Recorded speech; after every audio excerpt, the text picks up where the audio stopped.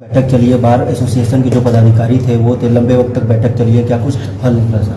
देखिए, गत 4-5 दिन पूर्व कचहरी में जो एक दुर्भाग्यपूर्ण घटना घटित हुई थी, उसको लेकर के बनारस बार एसोसिएशन और सेंट्रल बार एसोसिएशन ने 11 सदस्यीय समिति वकीलों की गठित की थी। आज इस 11 सदस्यीय समिति के साथ पुलिस के अधिकारी और प्रशासन के यहाँ के मंडलायुक्त और जिलाधिकारी के साथ एक संयुक्त बैठक यहाँ पर आयोजित की गई, जिसमें ये सहमति बनी है कि इस प्रकरण की, कचहरी वाले प्रकरण की मजिस्ट्रियल जांच होगी। मजिस्ट्रियल जांच के आधार पर, उसके निष्कर्ष के आधार पर इस प्रकरण में आगे कार्रवाई की जाएगी। जब तक मजिस्ट्रियल जांच प्रचलित रहेगी तब तक किसी भी एडवोकेट के विरुद्ध किसी भी तरह की कार्रवाई नहीं की जाएगी। दूसरी मांग एडवोकेट्स की ये थी कि जो बड़ा गांव जो प्रकरण था, जिसके कारण, जिसके बैकग्राउंड में बड़ा गांव में एक एडवोकेट के साथ अभद्रता की बात कही गई थी, उस प्रकरण की भी मजिस्ट्रियल जांच कराई जाएगी।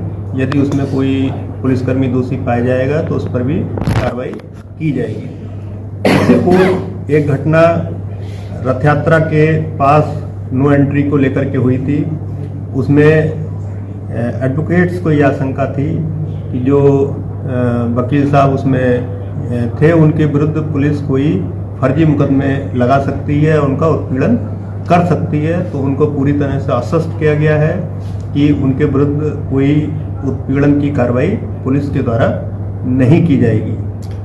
सर, सोशल दोनों तरफ से लगातार बयानबाजी सोशल मीडिया की ओर से, देखिए, इस पे भी मीटिंग के दौरान गहराई से वार्ता हुई और इस पर दोनों पक्षों ने ये सहमति जताई है कि जो भी उत्तेजक बातें सोशल मीडिया पर, चाहे वो हमारे पुलिस विभाग के कर्मचारी हों या कोई इसमें एडवोकेट्स हो, कोई अभद्र टिप्पणी किसी ने की है सोशल मीडिया पर या कोई उत्तेजक बात लिखी है, तो उसको वो तत्काल इसको डिलीट करेंगे और आगे इस तरह की कोई भी बात सोशल मीडिया पर नहीं लिखेंगे। सर, आगे कोई घटना ना हो वकीलों और पुलिस के बीच में, इसको लेकर क्या कोई कोऑर्डिनेशन टीम बनाई जा रही है ताकि कोऑर्डिनेशन बना रहे आगे? हाँ, इस पर भी वार्ता हुई है। इसके लिए एक मंथली बैठक हम लोग एडवोकेट्स के साथ करेंगे और जिसमें पुलिस प्रशासन और हमारे ये एडवोकेट सब रहेंगे। उनकी जो भी समस्याएं होंगी उसको हम लोग उस मीटिंग के माध्यम से निस्तारित करने का प्रयास करेंगे। मजिस्ट्रियल जांच में पदाधिकारी भी रहेंगे बाहर के?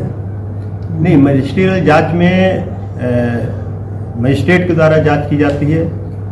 उनको असिस्ट करने के लिए कुछ लोग हो सकते हैं जो उनको एज एविडेंस उपलब्ध कराएंगे।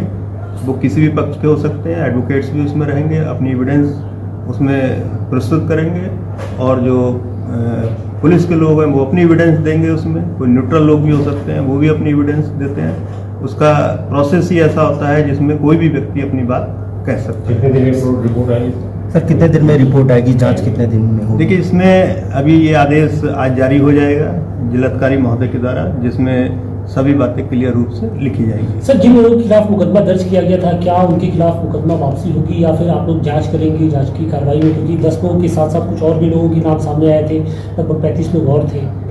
देखिए, अभी कोई मुकदमा वापसी या धारा कम करने की बात नहीं हुई है। मजिस्ट्रियल जांच में जैसे तथ्य आएंगे, अगर उसमें कुछ तथ्य ऐसे आते हैं कि धाराएं अधिक लगी हैं या कोई नाम गलत लिखे गए हैं, तो जैसा निष्कर्ष होगा उसके आधार पर आगे की कार्रवाई की जाएगी। Thank you sir. आपने ये बात बोली ना यहाँ के, ये बात, हाँ बताइए जरा, इधर आओ जरा, इधर लेकर आओ, इधर ऑन कैमरा बोलिए। किसकी गर्मी मैंने यहाँ पे किसकी गर्मी शांत करेंगे? पूरी बात सुन लीजिए। आपने बोला ना यहाँ पे, पूरी बात सुन लीजिए। तो बोला ना आपने यहाँ पे, बोला था मैंने गुस्से में। क्यों? तो पूरी बात बोला था, कैसे बोल सकते हो? वो हमको धक्का किसकी गर्मी मारेंगे, शांत वो करोगे? मुझे धक्का मारेंगे। आपको किसी ने धक्का नहीं मारा? बिल्कुल वहाँ पे धक्का मारेंगे। आप गर्मी शांत करोगे, गर्मी शांत करोगे ना?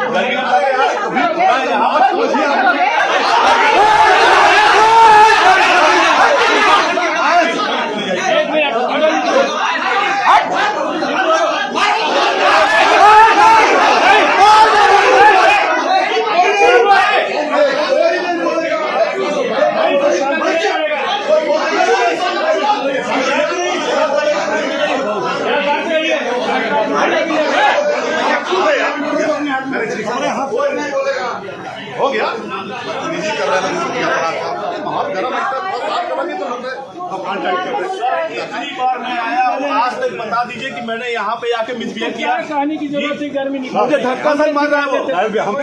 मैं सीनियर एक में हम सीनियर है।